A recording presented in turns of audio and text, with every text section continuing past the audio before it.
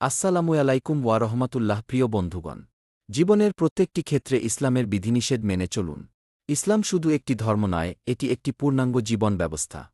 আমাদের কথা, কাজ, চলাফেরা, ব্যবসা-বাণিজ্য, পরিবার ও সমাজ সবকিছুতেই আল্লাহর বিধান মেনে চলাই একজন মুমিনের প্রকৃত পরিচয়। দুনিয়ার সাময়িক সুখের চেয়ে আখিরাতের সফলতাই সবচেয়ে বড় অর্জন। তাই আসুন, কুরআন ও সুন্নাহর আলোকে নিজেদের জীবন গড়ে তুলি।